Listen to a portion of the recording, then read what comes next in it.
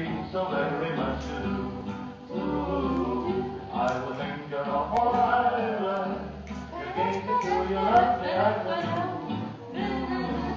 And I walk for a while, come running back to be with you.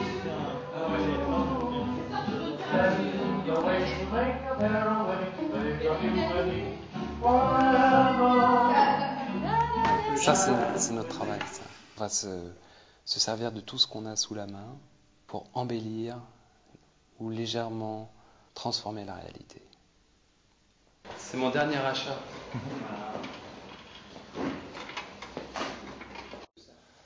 Je suis né photographe. Mon père était photographe. Mon frère est photographe. Mon oncle est photographe. Mon cousin était photographe. Je suis né dans le Dectol.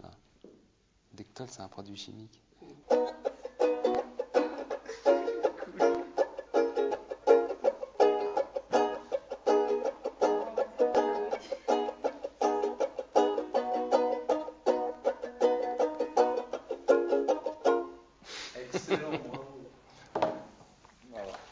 Tout ce qui est petit ou grand, tout ce qui perd leur échelle, nous donne envie de faire des photos et de tout rassembler.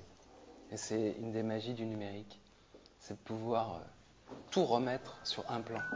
Donc ça, c'est Christophe et moi, dans notre travail depuis 5 ans.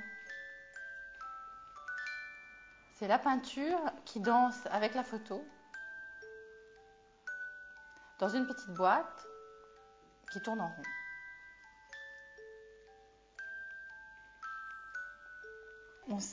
On a commencé à faire des photos ensemble il y a à peu près 5 ans. Mais c'est pas du travail. C'est pas du travail. On fait des photos. Voilà. Moi, je fais des décors et Christophe fait la photo du décor. Et pourtant, ça nous travaille.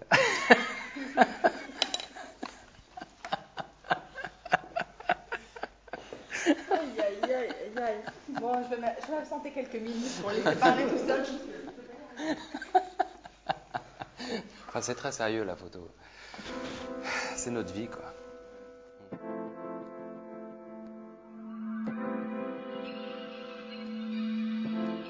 Les gens qu'on photographie, ce sont des gens qu'on a rencontrés, avec qui il s'est passé quelque chose, donc on a envie de les mettre dans notre photo.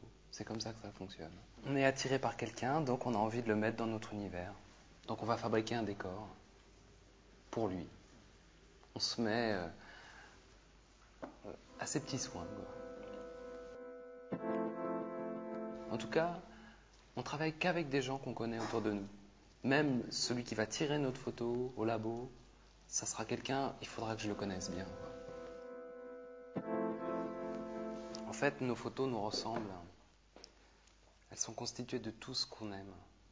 Toutes ces petites choses, des grandes choses, l'ancien, le très moderne, tout ça est mélangé. Et toujours avec des références.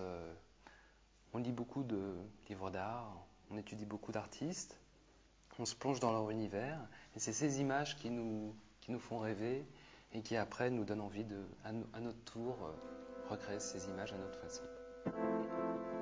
Souvent, une fois que la photo est faite, on se dit « Oh là là, mais ça ressemble à quoi ça ?»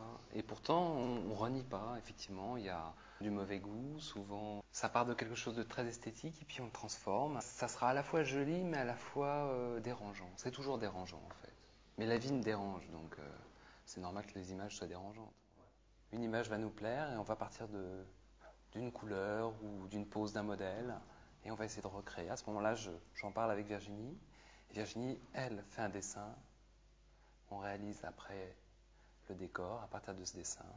Et puis tout va naturellement s'orchestrer. On fait tout, de la prise de vue, les maquettes, le décor. On essaie de faire le plus possible de choses dans l'atelier, de manière à tout contrôler, parce qu'on est des petits dictateurs en fait. Benito. Je suis Esther Borderhoff. Bienvenue chez moi, dans ma galerie. Voilà, je suis heureuse d'exposer à Clarke Pugno aujourd'hui. Je suis spécialisée en photographie. Donc j'ai un programme très classique, traditionnel, la bonne photographie, vintage et early prints des années 50 et 60. Ce qui me stimule beaucoup, c'est le deuxième programme, c'est la jeune photographie très dynamique, très vivante, comme Clark et Pugno. Je représente une série de photographes allemands et suisses et américains. Et ça, c'est vraiment mon plaisir parce que ça anime, c'est un échange, c'est tonifiant et rafraîchissant.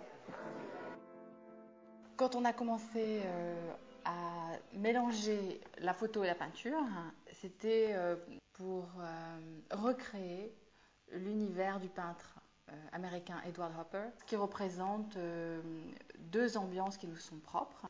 C'est les ambiances des années 20-30 américaines, et comme Christophe est musicien, et que c'est la musique qu'il écoute, le jazz des années 20-30 américaines, c'était pour lui un univers très proche. Et pour moi, parce que les ambiances telles qu'elles étaient présentées dans les tableaux d'Edward Hopper faisaient beaucoup penser au théâtre. Et moi, je suis issue d'une famille qui vient du théâtre. Donc, je me suis toujours promenée quand j'étais enfant dans les décors. Et j'aimais beaucoup regarder l'arrière des décors. J'étais assez fascinée. Lorsqu'on va voir une pièce, lorsque le rideau se lève et que l'acteur commence à jouer, on oublie complètement qu'il est dans un décor de carton. On oublie complètement que tout est faux et on croit à l'histoire. Donc c'est un peu ce que nous on essaie de faire croire dans nos photos. Évidemment, on a fait des choses beaucoup plus simples avec du carton. On a fabriqué des petits décors. On a placé des enfants parce que les enfants souvent se projettent très facilement, et en plus nous en tant qu'adultes on projette beaucoup sur les enfants du merveilleux, et on les a mis donc dans l'ambiance de ces contes de fées. Les contes de fées pour moi c'était très important. C'est un monde parallèle à la réalité avec des gens vrais mais dans un univers merveilleux où tout peut arriver et dans lequel il y a beaucoup de beau.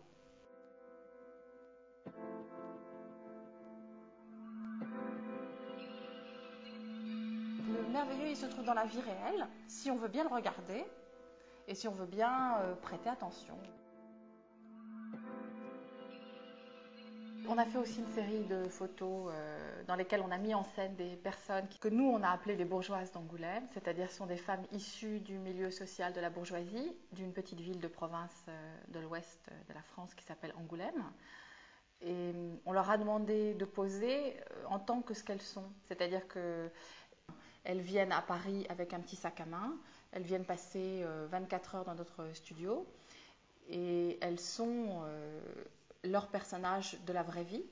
Et à nous de fabriquer des décors qui rappellent un peu quand même leur vie à Angoulême. C'était un travail pas d'ethnographe ni sociologue, mais qu'on a quand même désiré appeler les bourgeoises d'Angoulême parce que c'est ce que ces femmes-là avaient en commun quand on les a photographiées.